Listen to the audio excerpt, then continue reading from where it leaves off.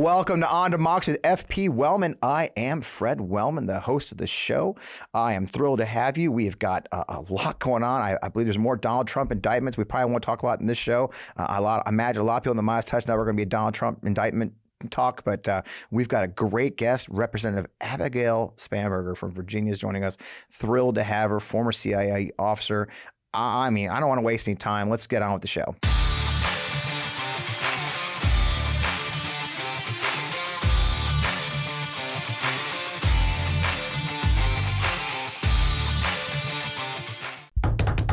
Welcome. I am still Fred Wellman. I'm still the host of the show. You're still here with us on the MeidasTouch Network or wherever you get your podcast, via Apple, Spotify, obscure places. Don't care. Love having you watch the show or listen to it. You know, I wanted to start. There's a lot going on. A lot of chickens are coming home to roost right now.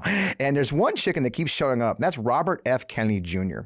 You know, he had his big appearance before the weaponization of the federal government subcommittee last week, and it was full of fireworks and probably perjury, as he repeatedly denied his own words that were caught on tape before and multiple times said, I didn't say that. So I don't know if you get in trouble anymore with this Congress for being, perjuring yourself, but in other places you might.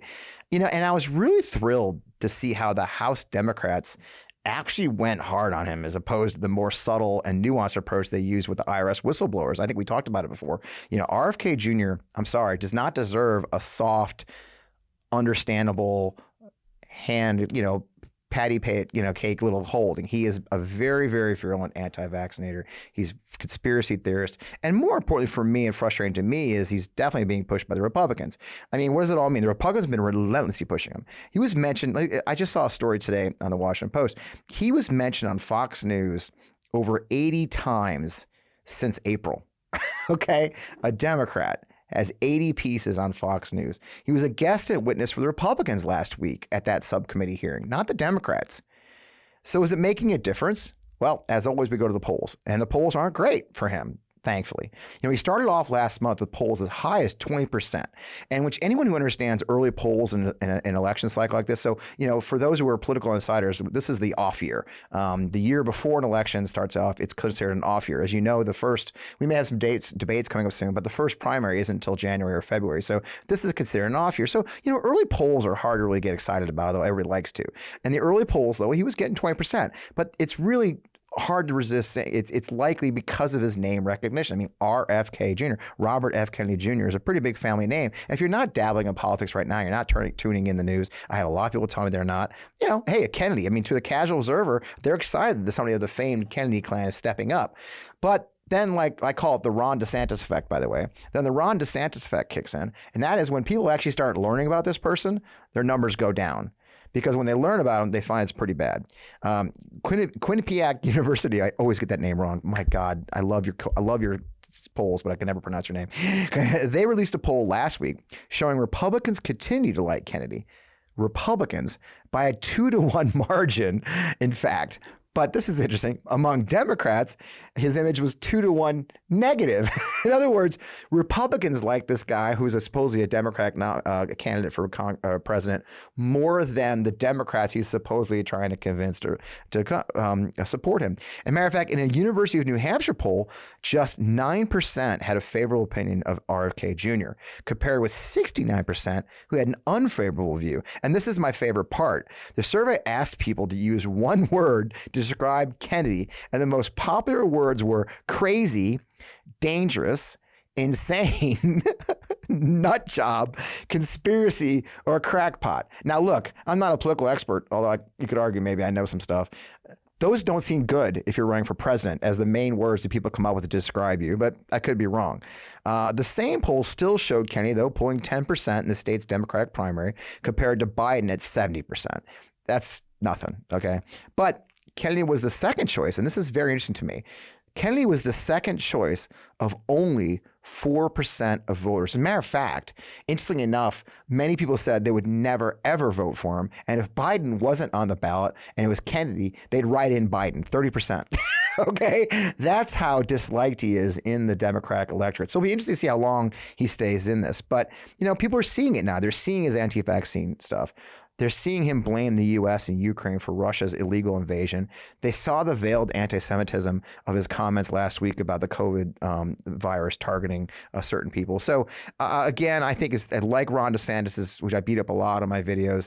I think as people find out about RFK Jr., they're going to find out he's not great. And then on top of that, he's funded by the same people that support DeSantis and is pumped up by Steve Bannon. So look, that's all I need to know. We have our democracy to save. We really do. And crazy sock puppet candidates like RFK Jr. or others aren't going to do it. Third-party candidates like no labels aren't going to do it. We really do have a choice. We can either choose to pursue democracy or we can choose a very dark place on the other side. Split in the middle isn't the right thing to do. I just hope you'll stick with that. I think we'll go ahead and get our first. We'll go ahead and go to our sponsors. Before we go to our incredible guest, Representative Abigail Spanberger, stick with us for a minute, couple of sponsors, and we're going to go right into our interview. This episode of On Democracy is brought to you by Manucora Honey. Now, when I say honey, you're probably thinking those bear-shaped bottles you find at the supermarket. And let me tell you something. This is nothing like that. Manucora makes Manuka honey. A super honey comes from New Zealand, where the bees only feed on the nectar of the Manuka tea tree, making something that's rich, herbaceous, and complex with a creamier texture that's unlike anything you've ever tried before. And I really mean that. You can use it just like the honey you're used to, but Manuka honey is super because it also contains a unique antioxidants and prebiotics, as well as natural antibacterial compound called MGO that only comes from the nectar of this specific tea tree. Now, these nutrients support optimal immune and digestive health, so it's a win-win. You can continue to use honey in all the ways you love, and you can enjoy all the health benefits of MGO as well. Manucora sent me a jar, a squeeze bottle, and then some actually portable ones, which are in my luggage now. It's a bottle of their 850 plus MGO Manuka honey, their best-selling product. Now, the 850 plus honey has this creamy caramel texture that melts in your mouth and is unlike anything I've ever tried. I can grab a spoonful of it out of the jar to put in my favorite beverage. I like to squeeze it on my my English muffin with some butter because that's how I like to eat it, or on toast oatmeal. It's just really delicious. And look, if you live in the South, butter biscuit with honey, like this stuff's amazing. If you head to manucora.com/Fred or use code Fred, you'll automatically get an extra free pack of 850 plus honey sticks with your order. That's a $15 value. Now, I love the jar and the squeeze bottle, but the extra pack of compostable honey sticks is perfect for wherever you go. Like I said, I put it in my luggage. You can bring them with you whenever you're traveling. If you need a quick snack during a running or when you're running errands, they're the perfect energy boost if you're out for a run or at the gym. As you guys know, I walk 3 to 5 miles a day.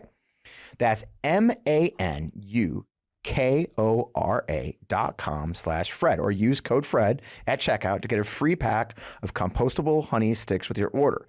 You haven't tasted or seen honey like this before. I mean that. I'm always a skeptic myself, but it's a wonderful product. So indulge, try some honey with the superpowers from Manucora.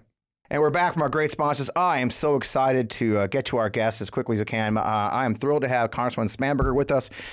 She is actually represents where I used to live in Virginia. She represents the people of the 7th District of the U.S. House, which is a dramatically different district than it was when you started. I know her career has been defined by public service, first serving as a federal agent at the U.S. Postal Inspection Service, working money laundering and narcotics cases. You then served at home and abroad as a CIA case officer focused on counterterrorism and nonproliferation efforts, and you were first elected to House in 2018 and serve on the House Agriculture Committee and most importantly the U.S. House Intelligence Committee. Ma'am, thank you. Welcome to the show. It's great to have you.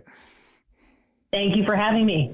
So let's just get off the hot topic of the day that we've been talking a lot about here in this show. I've done a couple of videos for our friends at MeidasTouch about Tommy Tuberville. He's been a thorn in our side for a long time. I actually, when I was working at the Lincoln Project, I did a whole bit about his fake Veterans Foundation. So I've been intimate with Mr. Tuberville for a while. And, this whole military promotion just keeps dragging out. Now President Biden's added the new Chief of Naval Operations, which is wonderful. Admiral Franchetti is a very talented leader, and I'm thrilled to have her getting the job.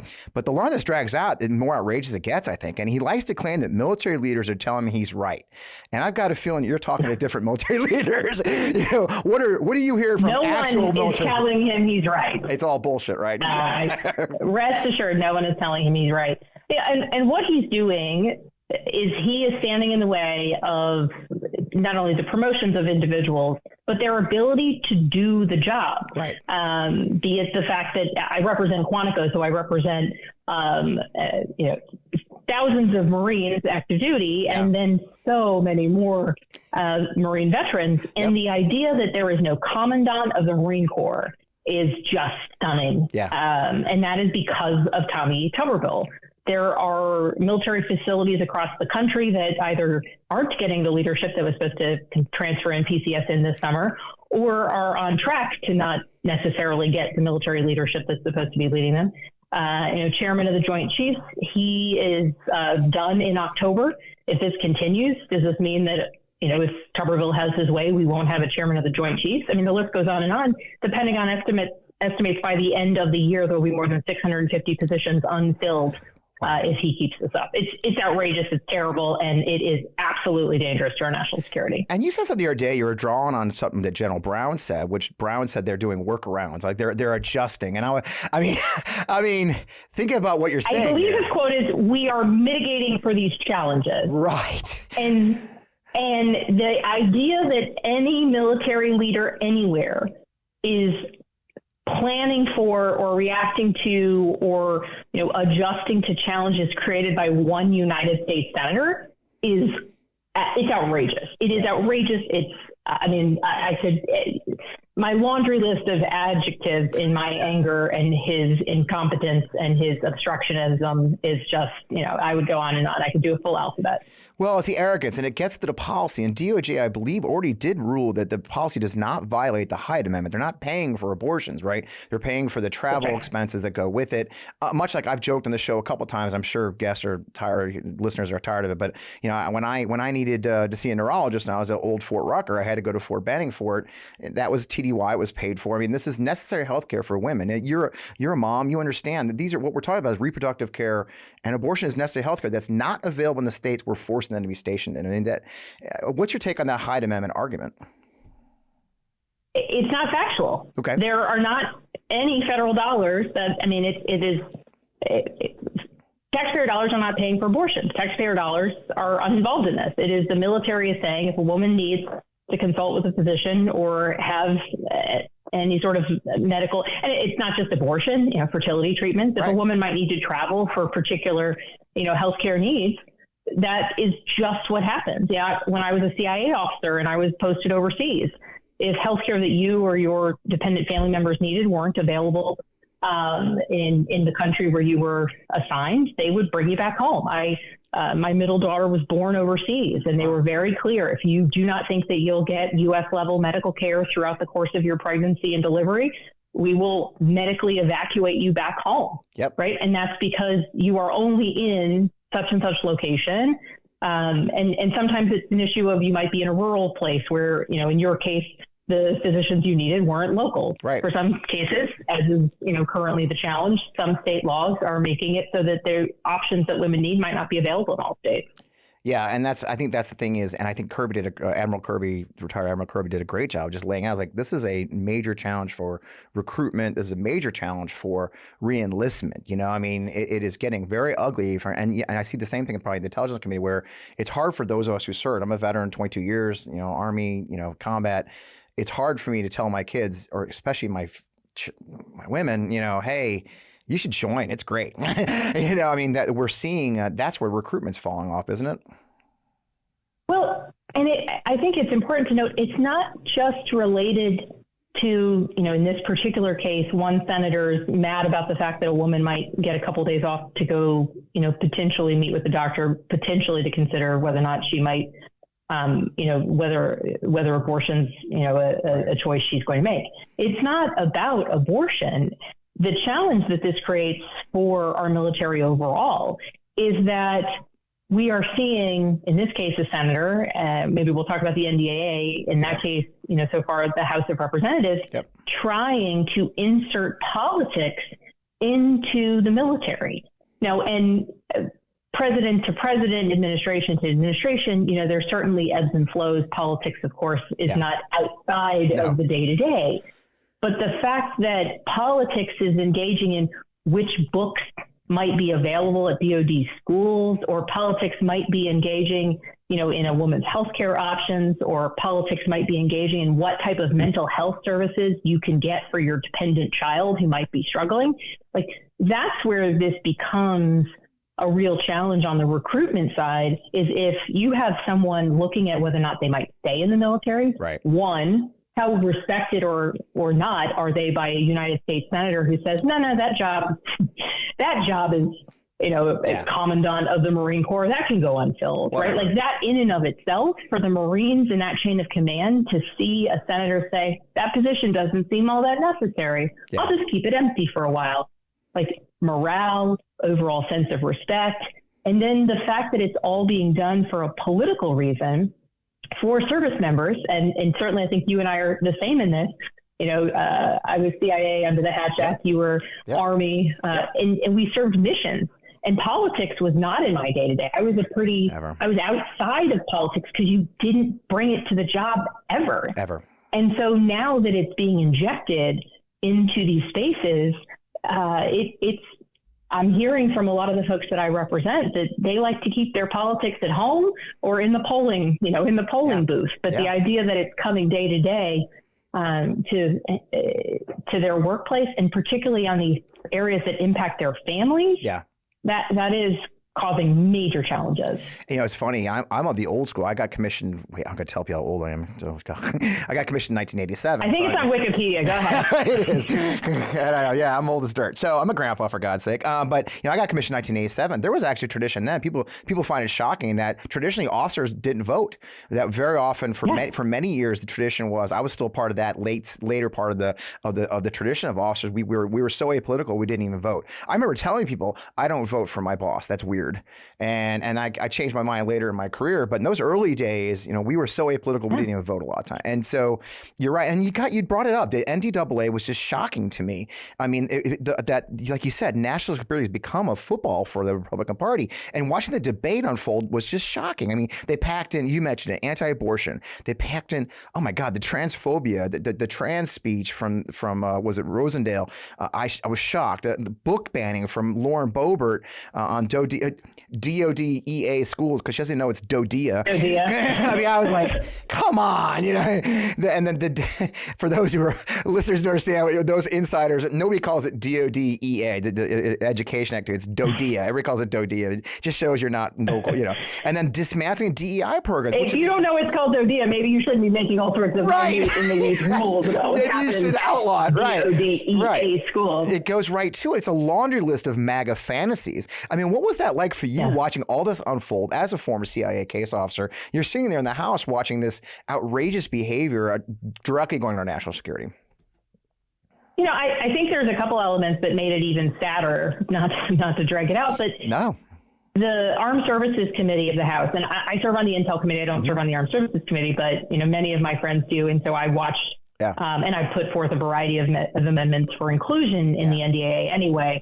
So I was watching it very closely, and they go back and forth, and some of these efforts were brought up in committee, and they were killed in committee.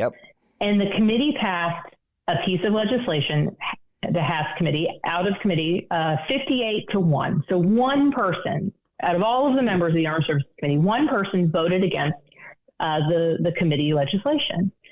Right? Wholly bipartisan. That's pretty bipartisan. They had worked out their differences. You like this, you love that, not so happy, but I'll still vote for it. Right? That's the legislative process.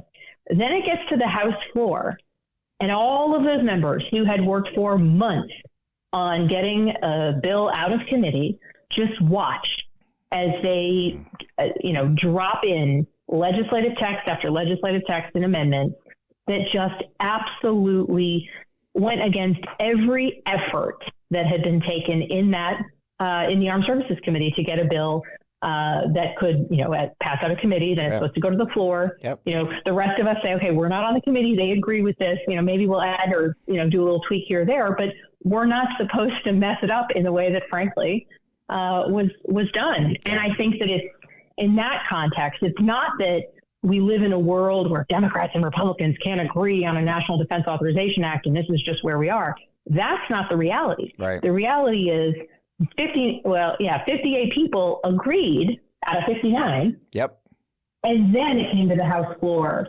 and the kind of extreme right wing just brought every cause they wanted to fight over to the bill. And sadly, not enough Republicans voted against that to bring it back to what it had been out of committee. Yeah. That coward who say what you described as the actual legislative process, how it's supposed to work, right? But I mean, and segueing back to what you were talking about earlier, or circling back to Tuberville. Tuberville's doing what he does because they don't want to participate in the proper legislative. There is a legislative process that fight back against a policy he doesn't like, the DOD. The blue tag, what they call them, isn't meant to be that way. It's the same thing with this, right? The committee process means it goes, but you know what? If you're not on the committee, you don't get your time on Fox News, right?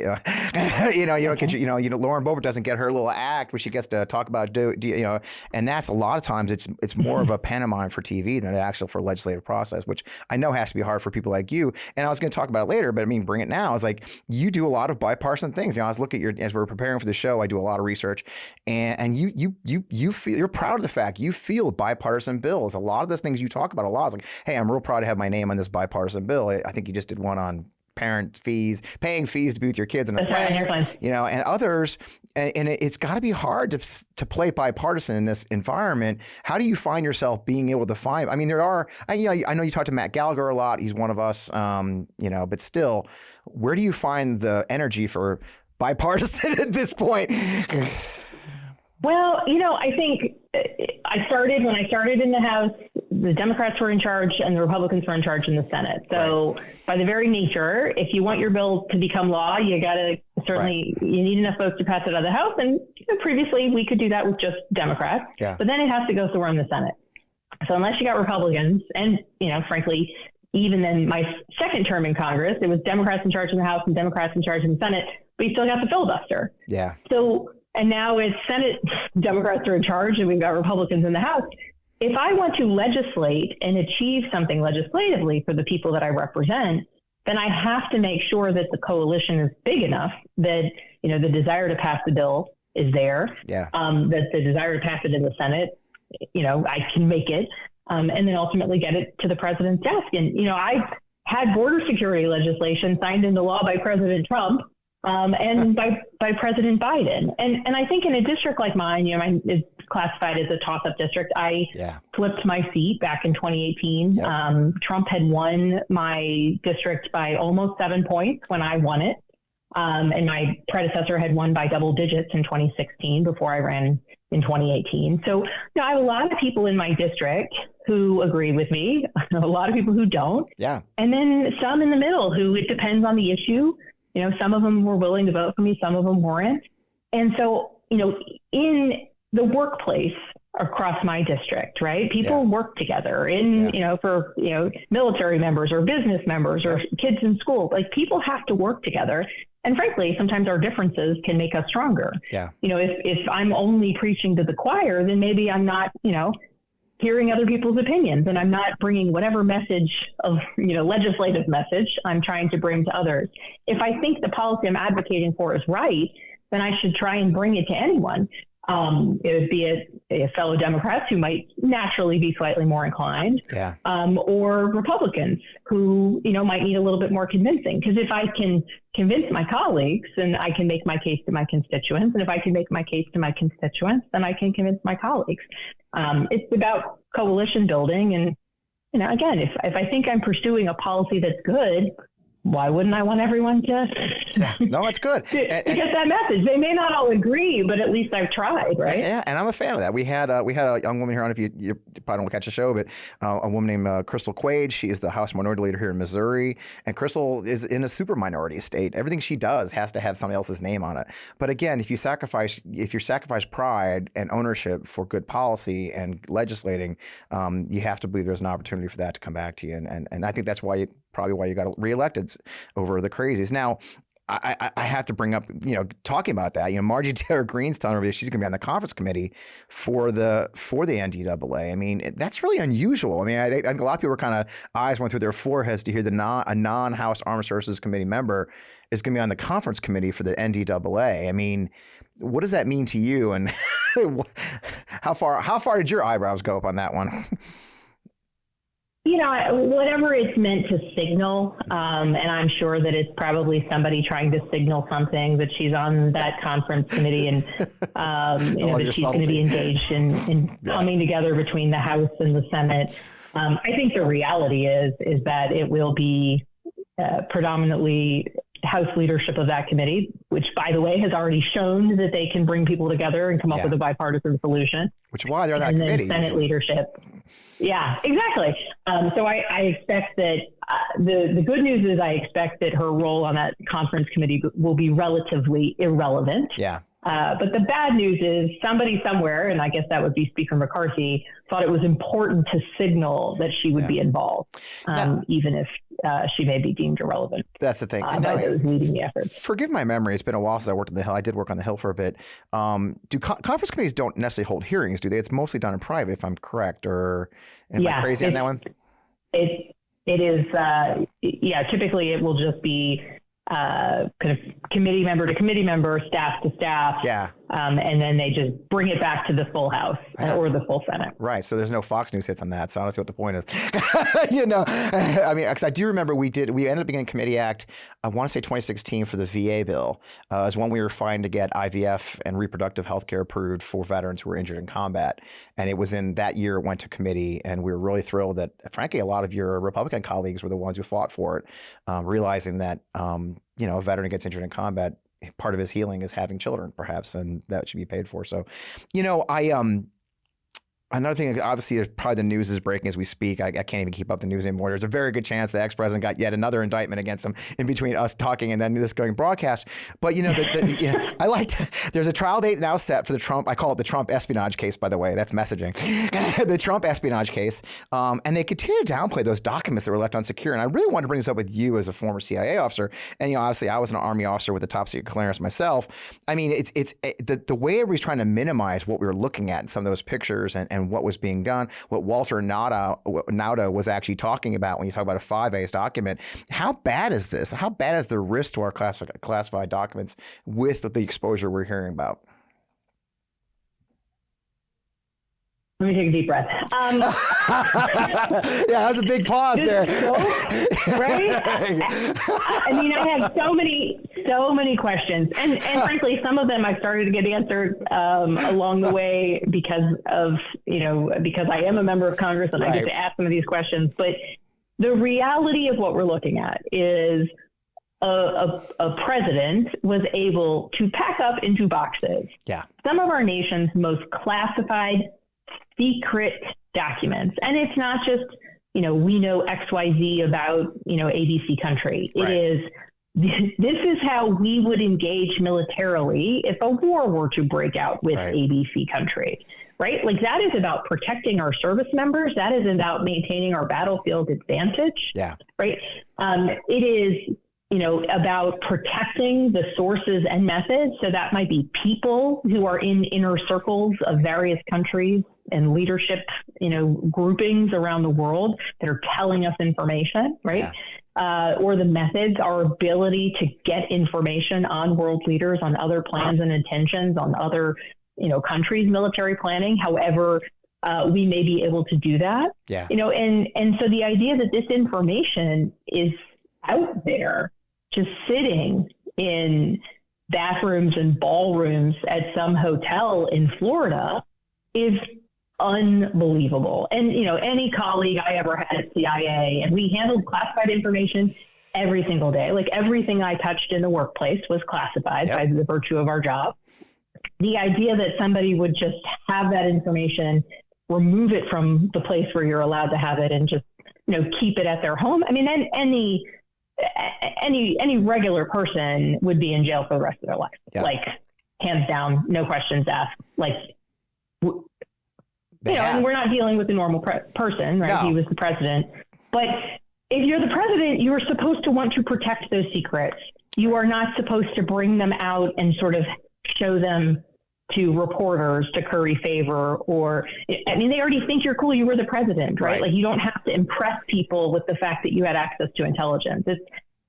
It's awful. And it's awful. And it also speaks to like now adversary nations have a better understanding of what our processes are. Yeah. Right. So, we're talking about Trump, but what does this mean for the foreign country that says, wait a second, so a president of the United States just gets to have a stack of papers in their office that they can keep, like highly sensitive military planning documents, what we know about a foreign country's, technology and, such and such, particularly important space. Yeah. Well, now they know maybe we target, the people in that building. Maybe their ability to get after that information. We've given people a lot of ideas about how they can collect against us. Yeah. And so that's a weakness that this situation, apart from the former president's outrageously irresponsible behavior. Yeah. We've also demonstrated some weaknesses in the system that other other nations might choose to exploit. And I talk about a lot of people keep saying, oh, like, I would love it when the MAGA chuds online come at me like, oh, like he gave it to China. Okay. Well, I talk about quite a bit as a especially veteran Desert Shield, Desert Storm, and Iraq One. I mean, I get to do all the invasions. It's my thing. And a friendly. I mean, let's do a hyperbole. Let's a thought process. What if we have a plan that is in his desk about Iran? And part of that plan, as you and I know, is logistics, and perhaps what ports we would want to use, and what countries would be the basis of our operations for this military operation. That could be really good information for a friendly country that wants to gain leverage on us and say, hey, look, the only way you're using our port is if we get nuclear energy or nuclear bombs. I don't know. I'm just throwing that out there, but I counter, like, classified stuff is also bad for us with our friends, right? That's right. And it's okay. Well, so we're central to their plan in a war against such and such country. Well, right. Let's see if they want to use our port, if they want to transit our nation, what does that mean? Yep. Right. And how much is that going to cost us? What do they want in exchange? Or if adversaries see it, now all of a sudden we've created vulnerabilities for our friends and allies because that port is less useful to us if, there's some sort of attack that renders it less usable, or this main roadway and a series of bridges. If, somebody decides to make them less than usable, we not only are they not available for us as part of a military plan, but we might risk this physical infrastructure in some of our friends and partners' countries. Yeah. The layers and layers, as we like to say, as in our business, the second and third order effects are, and this is what makes me so angry. Everybody's playing checkers with these things. There's second and third order, deep second and third order effects to these documents being the hands of even, quote, friends, if you will. And it makes me very nervous. I can see why you're upset. I think this might be a great place for us to take a brief pause for some of our sponsors. We have a great set of sponsors, and we'll come right back. And I'd like to talk to you about Virginia. Let's stop cutting down trees to make toilet paper. I mean, it's true. Humans are cutting down tens of thousands every day just to supply the American need for toilet paper. And the worst part is that when you use trees for toilet paper, it's just one use and done. It can't be reused or recycled. It just goes straight into our water system. That's why I made the switch to real paper. Real is 100% bamboo. So we're using a plant that grows fast, can be harvested and regenerated like grass on a lawn, and doesn't impact entire ecosystems of forest. Real is the best kind of eco-friendly product because it doesn't feel like you're sacrificing something to help the earth. In fact, honestly, it feels like an upgrade. I'm really busy these days, so it's great to have it shipped free to my door in a plastic-free packaging. And I can schedule it on a subscription so that it comes exactly when I need it. And y'all, I'm super forgetful, as anyone who knows me knows, so I don't have to worry about picking it up at the store where I always forget. I'm a bit of an environmentalist myself too, so I love that Real is now a partner with One Tree Planted. And with every box of Real that you buy, they're funding reforestation efforts across the country. So unlike other toilet paper products that cuts down trees, Real is actually helping to plant trees. Now, Real paper is available in easy, hassle-free subscriptions or for one-time purposes on their website. All orders are conveniently delivered to your door with free shipping and 100% recyclable, plastic-free packaging. Now, if you head to realpaper.com/Fred, sign up for a subscription using my code FRED at the checkout, you'll automatically get 30% off your first order and free shipping.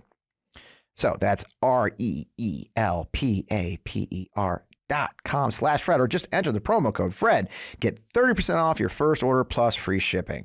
Let's make a change for good this year. Switch to Real paper. Real is paper for the planet. Do you know your temperature at night can have one of the greatest impacts on your sleep quality? If you wake up too hot or too cold, like I do often, I really recommend you try out Miracle Made sheets. Inspired by NASA, Miracle Made uses silver-infused fabrics and makes temperature-regulating bedding so you can sleep the perfect temperature all night long. Now, that silver-infused fabric means that Miracle Made sheets are thermoregulating and designed to keep you at the perfect temperature all night long, so you get a better night's sleep. And I can tell you honestly, I have. Now, the silver fusion technology also adds an extra benefit. It means the sheets prevent up to 99.7% of bacterial growth, leaving them cleaner and fresher 3 times longer than normal sheets. There's no more gross odors from your sheets. You don't have to worry about any problems with bacteria. They just last longer. Now, I've been sleeping with these sheets, and they're seriously comfortable without the high price tag of other luxury brands, and they feel as nice, if not nicer, than the bed sheets used by some 5-star hotels. Stop sleeping on bacteria. Bacteria clogs your pores, causes breakouts and acne, a whole bunch of problems. Sleep better, sleep clean with Miracle. Now, go try miracle.com/Fred. That's go to trymiracle.com/Fred to try Miracle Made sheets today. And whether you're buying them for yourself or as a gift for a loved one, if you order today, you can save over 40%. And if you use that promo code Fred at checkout, you'll get 3 free towels and save an extra 20%. So Miracle Made is so confident in their product, it's backed with a 30-day money-back guarantee. So if you aren't 100% satisfied, you'll get a full refund. Now, upgrade your sleep with Miracle Made. Go to trymiracle.com/Fred and use the code Fred to claim your free 3-piece towel set and save over 40%. Again, that's trymiracle.com/Fred. Treat yourself. I love the products. I've been using them myself and sleeping like a baby. And we're back. I love our sponsors. Thanks for your time. And now, so circling back, we've been talking national security. We've been talking about the international environment. Of course, you're an intelligence committee, but you're also agriculture committee. And you're from Virginia, as I mentioned that when we were talking the pre-show. I used to live in your district before it was your district. I used to be there when it was Virginia 1. I know how red it was then, by the way. You know, you've been really pushing a lot of really interesting policies. Let's start in Virginia. Your district changed a lot last cycle, right? You were up against Leslie Vega and, you know, Glenn Youngkin, of course, and he and his red vest backed her. And neither the vest nor Glenn Youngkin could help her go over the top. I mean, what are your priorities for you or at home as you work in Virginia and as you look at the next cycle? Where are you prioritizing your work right for your home state right now? Well, so you mentioned my work on the Agriculture Committee. I'm the only Virginian on the Agriculture Committee. Oh. Virginia's number 1 private industry is agriculture, number 2 is tourism, number 3 is forestry. And this year is a farm bill year. So every 5 years, we pass a major piece of legislation called the Farm Bill that really addresses a whole host of issues, everything from some of our food security programs to commodity programs to rural development programs to conservation programs that are vital, certainly to our farmers and producers, but also to our long-term efforts at addressing and mitigating the impact of climate change. And so from a Virginia perspective, I have been focused on the Farm Bill as one of my primary areas because I am representing all the voices of Virginia agriculture. So we've done, summits and events across the district. Ideally, we're moving forward on that piece of legislation. Also, the deployment of dollars that we have actually already voted on in programs and laws at this point, the infrastructure law, the chips and science law, right? These are programs, these are laws that are meant to bring federal dollars and investments to communities across the country. And certainly with the infrastructure bill, given where you used to live, you used to spend some time on 95. We were talking about it. Across the Falmouth Bridge more than one time. Hey, like I said, my daughter's got a business in downtown Fredericksburg. I used to have my company offices right in downtown Fredericksburg, the Falmouth Bridge, or just anything on I-95. Of course, they're building hot lanes. I mean, it's funny how I-95 is such a pain for everyone. Yeah, and then the secondary roads and the local bridges. I mentioned that bridge because a number of months ago I was out with the Virginia Department of Transportation where they were walking me through the modifications and improvements that will occur with that bridge and the time frame because of the infrastructure law. Yeah. So making sure that the deployment of those federal resources in the way that we intended are getting out to the people that I represent is a major priority. And then, I focus on issues that directly impact constituents. And, just a couple examples of those I had. And this is something I'm really proud of because it matters to, not a huge group of people, but it certainly matters. Yeah. Well, let me first talk the Pact Act, the Honoring Our Pact Act. Yes. That matters to millions of veterans. You got a lot of veterans. The country. You got a lot of veterans. And so anyone who's listening, if you're a veteran, please make sure that I want to tell you there's 23 different illnesses that now have presumptive service-connected classification. So that makes it much easier for veterans who might have been impacted by, Agent Orange in prior years, burn pit toxins, certainly in Iraq and Afghanistan. And so that was a major success, something I'm extraordinarily proud of. Yeah. Proud to have voted for that, proud to have helped usher that law into being. But relatedly, I met a man very early in my tenure in Congress in his 90s, and he was an atomic veteran. And atomic veterans are those who are exposed to radiation at the end of World War II and then in the subsequent years. Yeah. They were sworn to secrecy. Many of them died very young because of illnesses they contracted due to their radiation exposure. And for years, they kept their secret. They weren't able to tell their physicians that this might have been a contributing cause for my cancer. The list goes on and on. But this duty to country and secrecy is something that they carried. And so I met this veteran who said, somehow he has maintained his health and his sense of humor.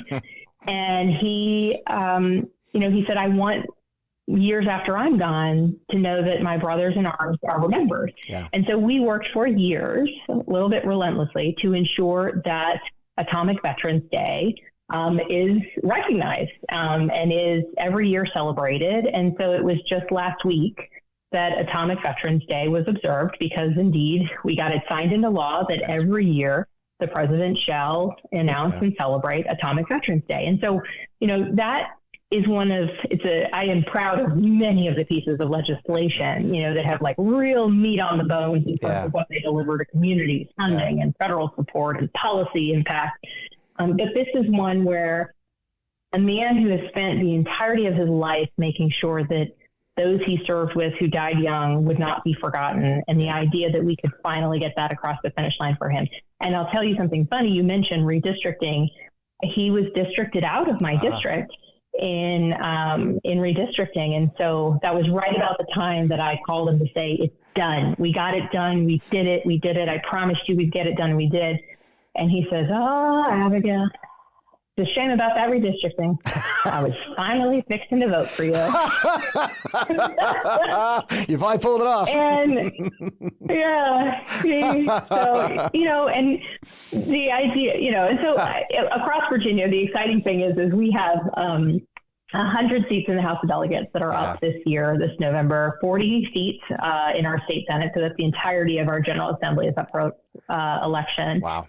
And we have a lot of new candidates running. Redistricting really changed some of the districts around substantially. Yeah. And it's been exciting to be on the ground in Virginia. Certainly, we talked a little bit about abortion in context of Tommy Tuberville's, the relentless efforts to undermine our national security on his one-man rampage against DOD policy. But, certainly within Virginia, abortion and issues related to abortion continues to be an issue that drives people to the polls, or at least drives them to engage in politics. Yeah. I was at an event over the weekend in support of a state Senate candidate and a House of Delegates candidate, and a gentleman introduced himself to me who I had met him some years ago, but he said, I'm not really involved in politics. So we met a couple of years ago, but I haven't seen you in a while. But I am really engaged this year. And his birthday is not on Wikipedia, but I placed him maybe early 60s.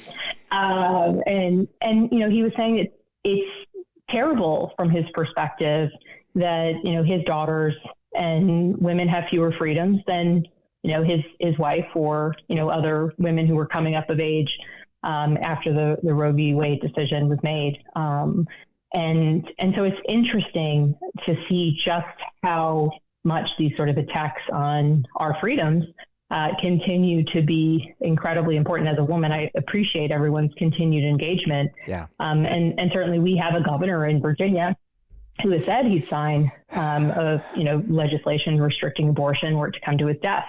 Yeah. And thankfully, we had a Senate that stopped those bills in their tracks. I'm a Louise Lucas super fan, by the way. I'm a Louise Lucas super fan. I actually bought.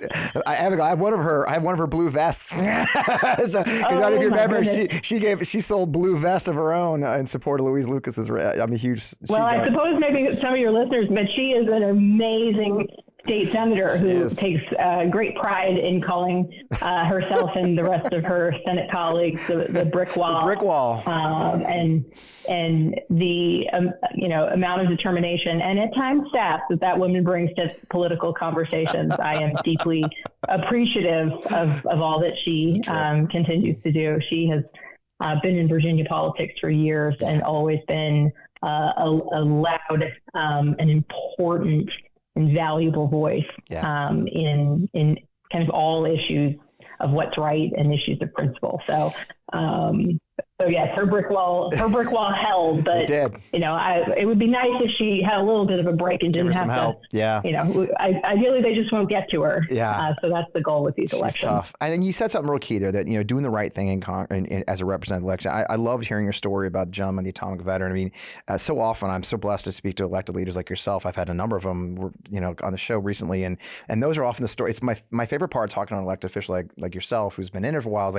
It's funny how often you and your peers will, that's the stories I hear. It's not, I passed this huge legislation that stopped this or that. It's this one constituent had a real big problem and we were able to fix it. And I just love it. Constituent services is never sexy. It never comes up it never seems to come up in re-election campaigns. But I just love the way talking to an elected official who's passionate about their work. That's the thing you hang your hat on. It's like handing that plaque, that one gentleman who couldn't get his VA disability right and all that stuff. I love hearing that. Now I can't let you go without bringing up the one that you've been fighting a battle pretty hard on the Stock Act. The idea that congressional members, their immediate family members, should not be able to trade in individual stock trades.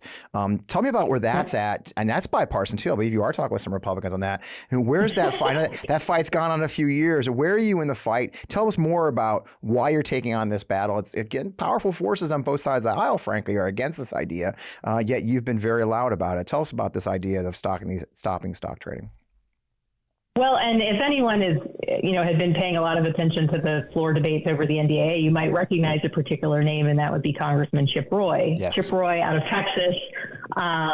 He and I disagree on a lot. But we have the same birthday.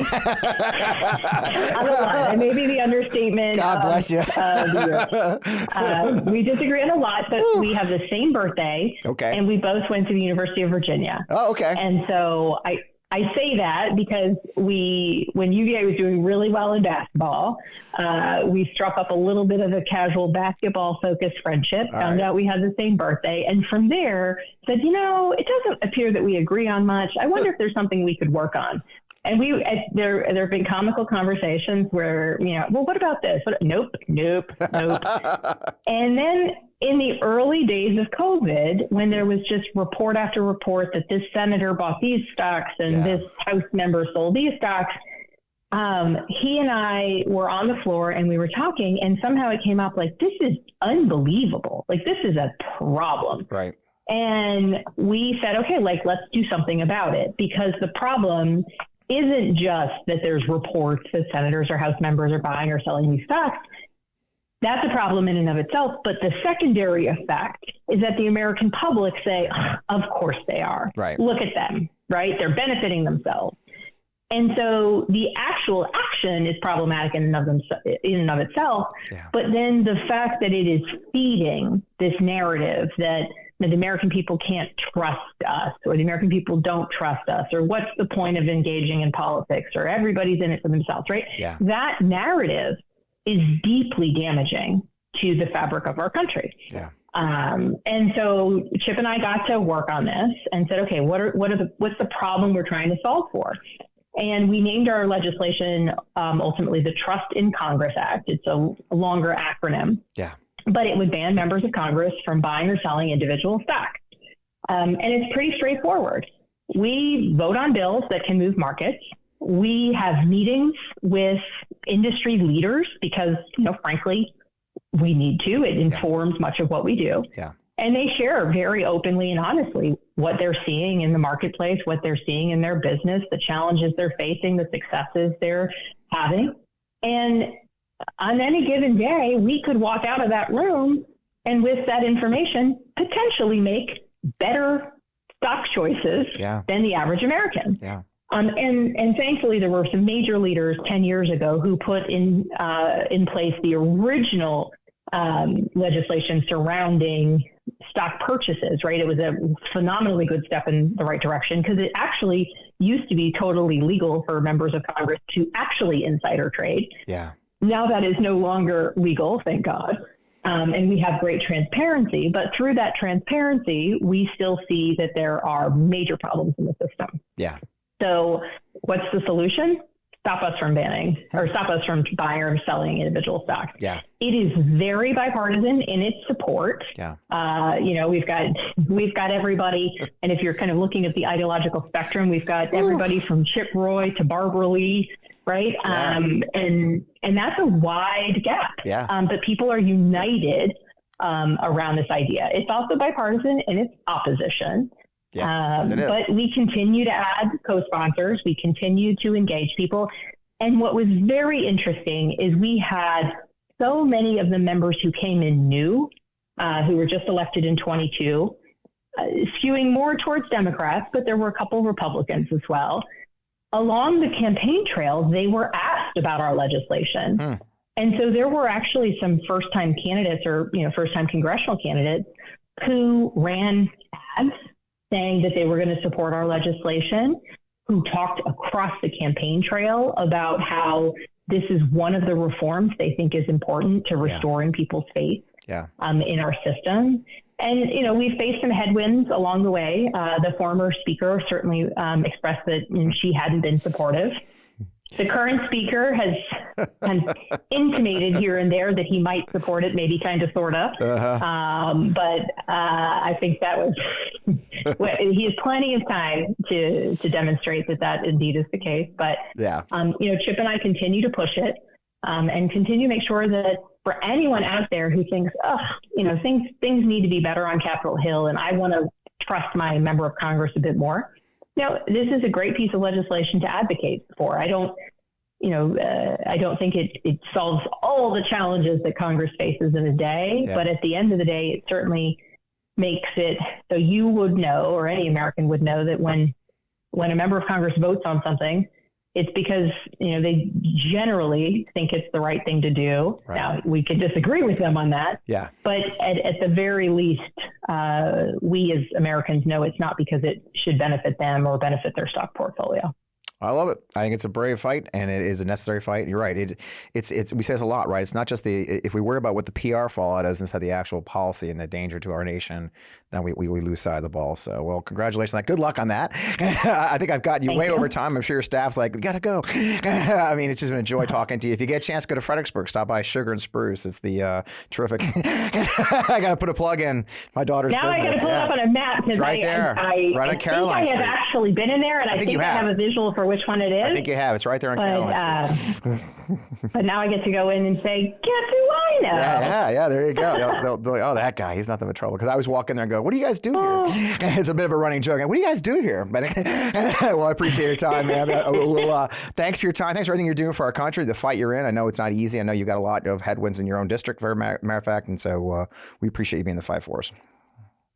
Thank you so much. Thanks for all you do. And thanks to all your listeners for wanting to see improvements along the way. Yeah. It's a journey that every American who wants to, really uphold the we the people and, the defense of our democracy.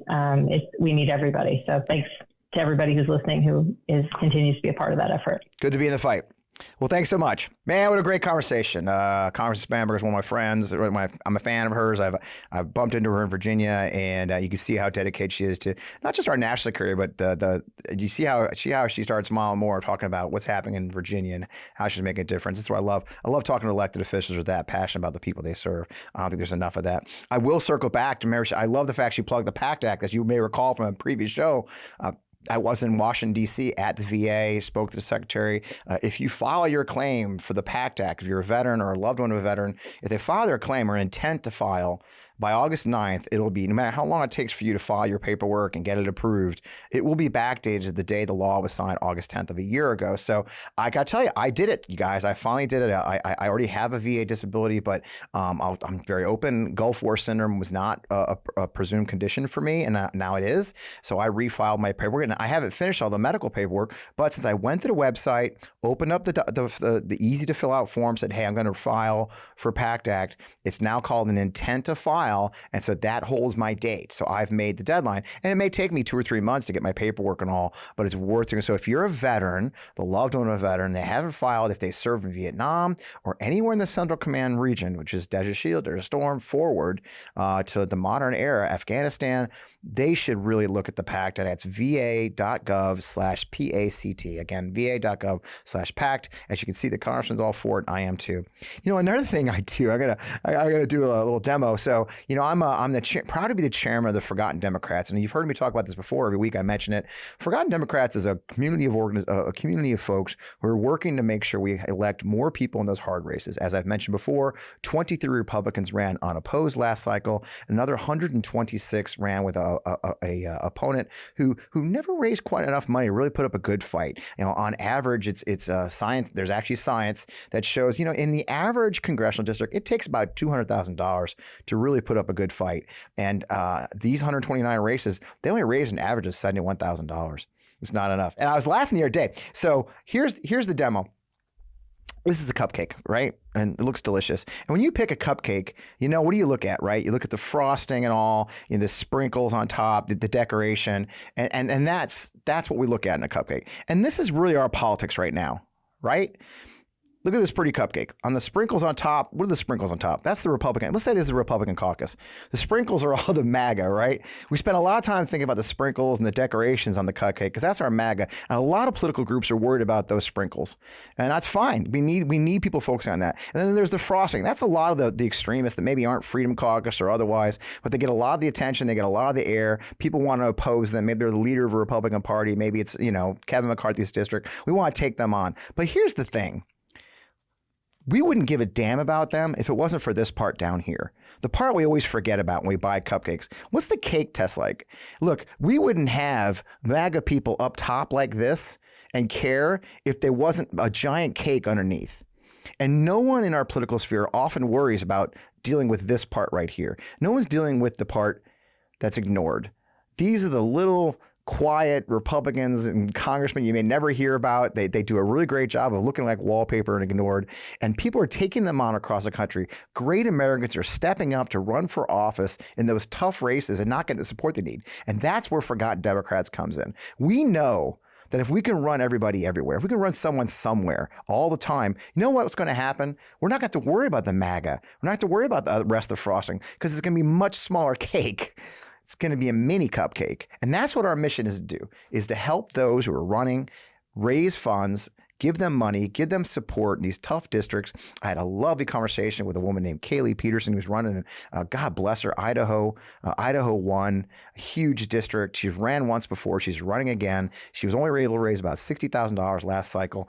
I don't want to see her have to go through that again when she steps up bravely to take on some actually dangerous people in her district. And that's what we need. So that's it. There's your cupcake analysis right there. Let's stop worrying about the sprinkles. Let's start worrying about the cake. And that's what we're going to do. So you can learn more. It's ForgottenDemocrats.com. Really easy way to get on our email list. I love it. Just text Fred to 33777. That's 33777. That's how you can get on our mailing list. You'll learn more about what we're doing. We've got a big Zoom coming up in August where we'll have another guest. Maybe even Kaylee will come on and tell us a little about her race. I hope you'll join us. Again, that's Forgotten Democrats. I'd love to be a part of it. In the meantime, thank you so much for joining our show. As you can see, this is a great one. We're getting so many cool guests now. I was just telling Matt, the producer back there, about some of the people who are reaching out to us who want to join the show because of you. Because of you, the MeidasTouch Network, who's watching this on YouTube, you, the listeners who download the app, or the podcast, and take it with you to the pool and on your road trips, you who leave positive reviews, you who share it, you who leave your amazing comments. And by the way, I see your comments. I'll give you an example. Matt and I were laughing at the show. You notice I reduced the size of my books, and I love having all my guest books, but I've had a lot of guests now, and the bookshelf was getting as big as my desk. And one of the somebody left the comment, was like, "Hey, Fred, I love your set, but I can't see you behind that wall of books. I'm like, well, that's true. So I took your advice and I reduced my books. If you're out there, I'm going to be looking for your comment on YouTube this weekend. But that's the thing. So we do listen and lead. So please be part of our conversation. Leave your comments, positive ones I love. If you're mad at me about how fast I talk, I apologize for that. I really would love to slow down, but I don't know. I've been like this for 50 years. So it's wonderful having you part of it. Again, you can find me. I'm still on Twitter, folks. I did a big thread about a really explosive thing going on in Georgia where a weird media organization supported by dark money is digging up all the voter information, including their signature cards.